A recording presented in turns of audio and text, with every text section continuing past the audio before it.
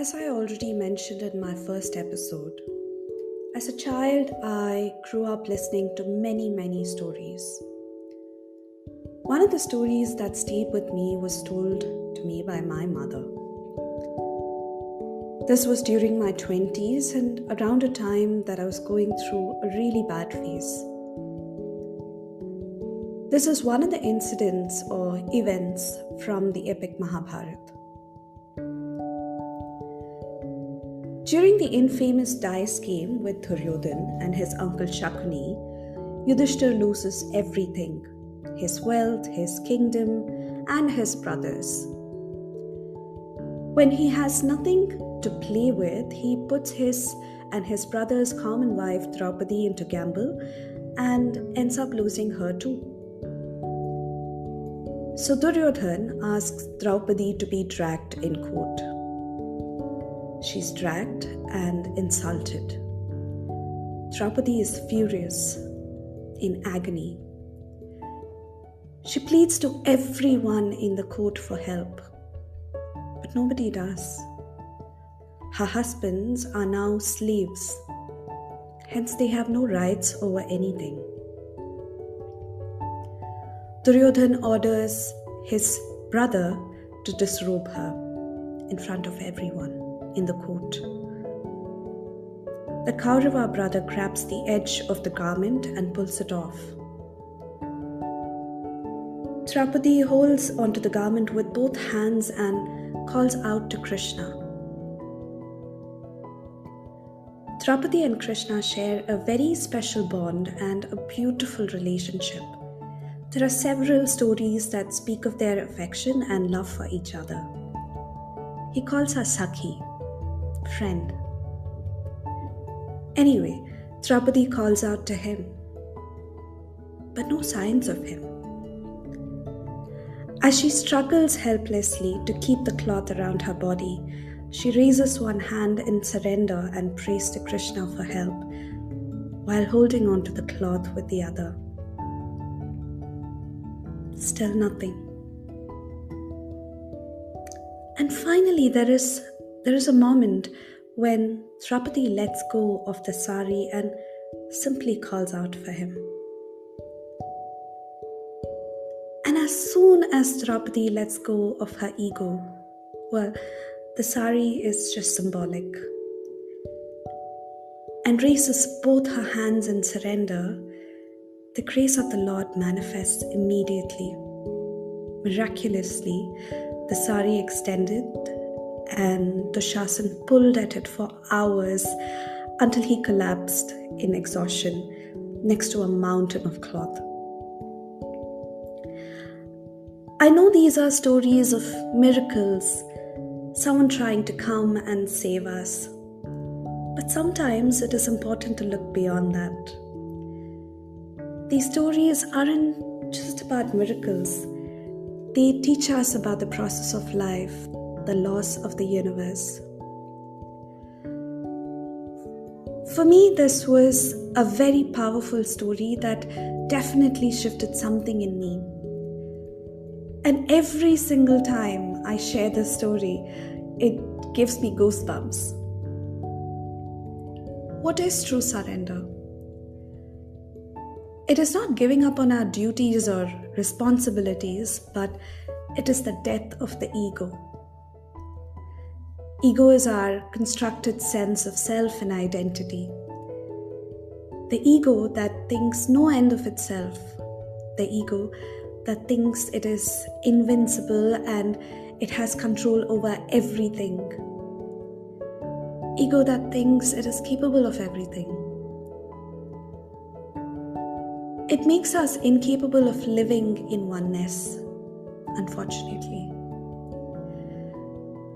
Many say that when everything is going right in life, when everything is fine, we have nothing to surrender to or for. But it is in moments of helplessness and misery we learn to surrender. As much as I don't like this idea, I do think it is true. We learn to surrender to what we may call God or some entity that is bigger than us, or call it the laws of the universe, or surrender to the process of life. Whatever you may call it, the name or the association doesn't matter. It is the act that matters, the act of surrender. Surrender happens spontaneously with the knowledge that you're not in control of anything, not even your thoughts or feelings. When you're grateful for all that you have been given in life, then you're in a state of surrender. When you're totally helpless and you realize your helplessness, then you're in a state of surrender. Sanatan Dharma, or Hinduism as we know it speaks of different paths and philosophies that help living life in a conscious manner. One such philosophy or path, whatever you may call it, is the path of a cat. Have you seen how the cat holds onto the kitten?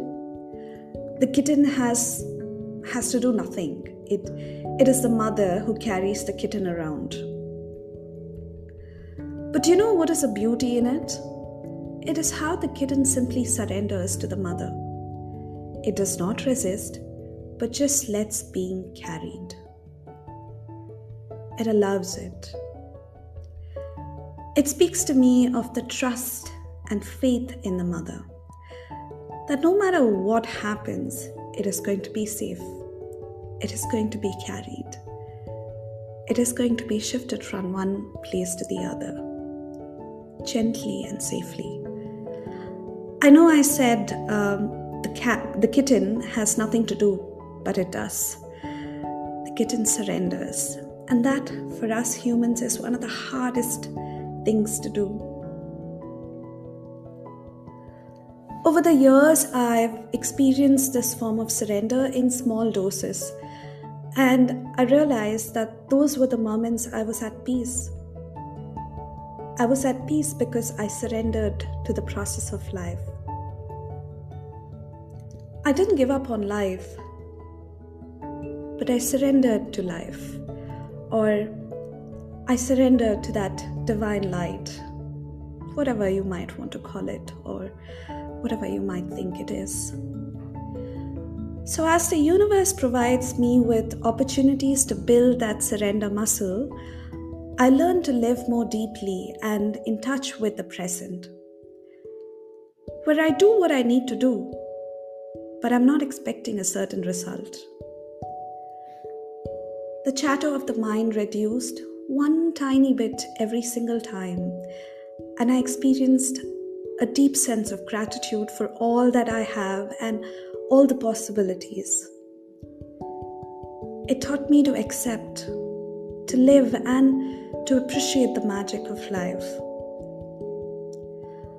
I experienced a certain freedom in those moments. The ancient scriptures are filled with stories on surrender, stories that fill your heart with gratitude and wonder.